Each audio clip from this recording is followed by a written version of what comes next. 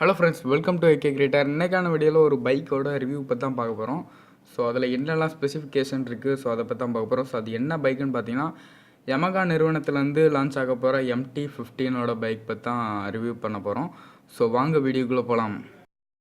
நீங்கள் இன்னும் நம்ம சேனலை சப்ஸ்கிரைப் பண்ணதெல்லாம் சப்ஸ்கிரைப் பண்ணிடுங்க. கூடவே வரக்கூடிய பெல் ஐக்கானை கிளிக் பண்ணிடுங்க.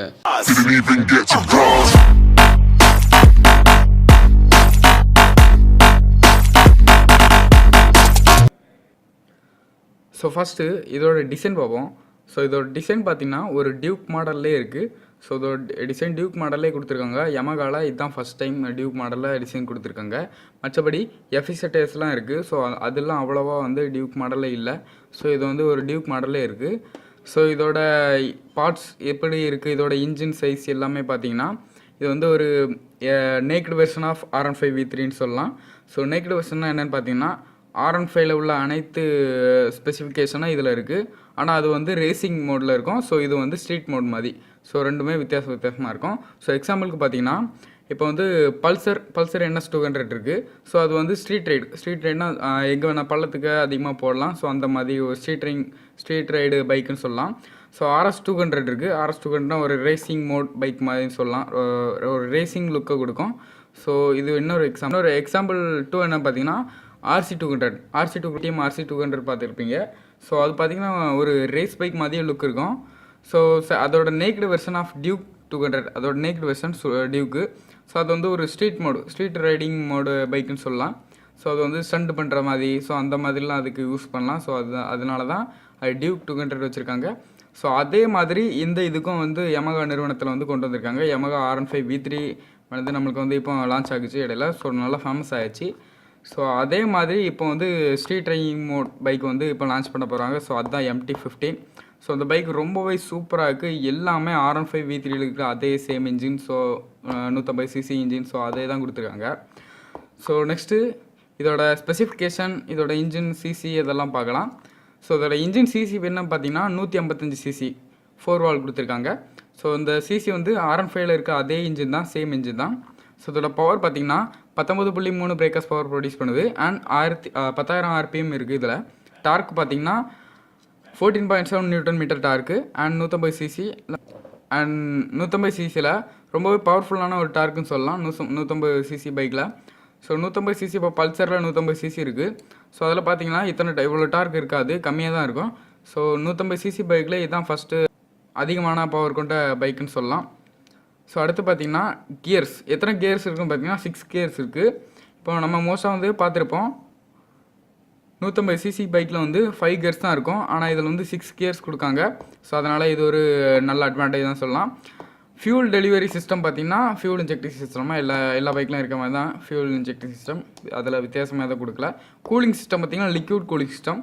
நிறைய இதில் பார்த்திங்கன்னா ஏர் கூலிங் சிஸ்டம் கொடுத்துருப்பாங்க. ஆனால் இதில் லிக்விட் கூலிங் சிஸ்டம் கொடுத்துருக்காங்க. ஸோ அதனால் நல்ல ஒரு அட்வான்டேஜ் தான். சஸ்பென்ஷன் பற்றி பார்க்கலாம். சஸ்பென்ஷன் பற்றி பார்க்க முடியல. ஃப்ரண்ட் சஸ்பென்ஷன் பார்த்திங்கன்னா இந்தியாவில் டெலஸ்கோப்பிங் சஸ்பென்ஷன் தான் கொடுத்துருக்காங்க. வெளிநாட்டில் வேறு மாதிரி கொஞ்சம் கூட்டினது கொடுத்துருக்காங்க. ஸோ எதுக்கு அப்படி கொடுத்துருக்காங்கன்னு பார்த்தீங்கன்னா நம்மளுக்கும் அதே மாதிரி கொடுத்துருக்கலாமே, அப்படி எதுக்கு நம்மளுக்கு மட்டும் இப்படி கொடுத்துருக்காங்க அப்படின்னு பார்த்தீங்கன்னா, ஏன்னா ஃபாரினில் ரேட் அதிகமாக இருக்கும். நம்ம இடத்துல கொஞ்சம் ரேட்டு கம்மியாக கொடுக்கலாம், பைக் கொஞ்சம் ரேட்டு கம்மியாக கொடுக்கலாம். அதனால் டெலஸ்கோப்பிங் சஸ்பென்ஷன் கொடுத்துருக்காங்க. அதுக்கப்புறம் ரியர் வீல் சஸ்பென்ஷன் பார்த்திங்கன்னா மோனோ சஸ்பென்ஷன் கொடுத்துருக்காங்க. நார்மலாக எல்லா பைக்லையும் இருக்க மாதிரி தான். எல்லா பைக்லையும் இல்லை, சாரி, ஒன் ஸ்ப்ரிங் மட்டும் தான் இருக்கும். ஒரே ஒரு சஸ்பென்ஷன் தான் இருக்கும், சென்டரில் இருக்கும். அதுதான் மோனோ சஸ்பென்ஷன். ஸோ அதுக்கப்புறம் பார்த்திங்கன்னா இதோட வெயிட் அப்படின்னு பார்த்தீங்கன்னா 133 கிலோகிராம். இதோட பெட்ரோல் டேங்க் கெப்பாசிட்டி பார்க்கலாம். கெப்பாசிட்டி பார்த்திங்கன்னா 10 லிட்டர்ஸ். நார்மலாக எல்லா பைக்லையும் 10 லிட்டர்ஸ் 12 லிட்டர்ஸ் தான் கொடுப்பாங்க. ஸோ அடுத்து பார்த்திங்கன்னா இது டியூல் சேனல். இதில் ஒரு முக்கியமான அட்வான்டேஜ் என்னன்னு பார்த்தீங்கன்னா ABS. இதில் ABS கொடுத்துருக்காங்க. ஏபிஎஸ்சில் எல்லா பைக்லையும் சிங்கிள் சேனல் ஏபிஎஸ் தான் கொடுத்துருப்பாங்க. ஆனால் இதில் டியூல் சேனல் ஏபிஎஸ் கொடுத்துருக்காங்க. R15 V3லையும் இதே தான். இது ஒரு பிக் அட்வான்டேஜ் அப்படின்னு சொல்லலாம்.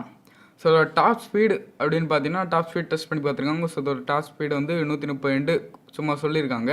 ஸோ அதை விட அதிகமாக தான் ஏறும். ஸோ பார்த்தீங்கனாலே தெரியும், ஏன்னா R15 V3 சேம் இன்ஜின் தான். ஸோ உங்களுக்கே தெரியும் 130 கிலோமீட்டர்னு தான் சொல்லியிருக்காங்க, கம்பெனிலேருந்து சொல்லியிருக்காங்க. ஸோ மைலேஜ்னு பார்த்தீங்கன்னா 35 to 40 லோக்கலில் போட்டிருக்காங்க. லோக்கலாக நம்ம ஸ்ட்ரீட்டு ஊருக்குள்ளே ஓட்டுற மாதிரி இருந்தால் 35 to 40க்குள்ளே கிடைக்கும் அப்படின்னு சொல்லியிருக்காங்க. இது ஹைவேல நீங்கள் ஓட்டுறதா இருந்தால் 40லேருந்து அதிகமாக கிடைக்கும், 40 கட்டாயம் கிடைக்கும் அப்படின்னு சொல்லியிருக்காங்க. ஸோ அடுத்து பார்த்தீங்கன்னா ஹெட்லைட் வந்து எல்இடியில் கொடுத்துருக்காங்க, ரொம்பவே ஒரு அட்வான்டேஜ் ஆனது. ஸோ எல்லா பைக்கில் RM5 V3ல பார்த்தீங்கன்னா ஹெட்லைட் வந்து எல்லோ கலர் லைட் தான் கொடுத்துருக்காங்க. ஸோ இது வந்து ஒரு எல்இடி லைட்டில் கொடுத்துருக்காங்க, ரொம்பவே ஒரு அட்வான்டேஜ் தான். பிரேக் லைட்டும் எல்இடி கொடுத்துருக்காங்க. ஸோ சூப்பரான லுக் லைட்ஸ் கொடுத்துருக்காங்க. லைட்ஸ் பார்த்தீங்கன்னா ரொம்பவே சூப்பராக இருக்குது, ஒரு ஐ மாதிரியே இருக்கும், ரொம்பவே சூப்பராக இருக்கும். ஸோ ஹைலைட்ஸ் ரொம்பவே சூப்பராக கொடுக்காங்க. ஸ்பீடோமீட்டர் பார்த்தீங்கன்னா டிஜிட்டலில் கொடுத்துருக்காங்க. ஸோ இவ்வளோ தான் இந்த வீடியோ. ஸோ இந்த வீடியோவில் இந்த பைக்கில் வந்து ஒரு 2 அட்வான்டேஜ் இருக்குது. ஸோ அது என்ன அட்வான்டேஜ்ட்டு இப்போ பார்த்துடலாம்.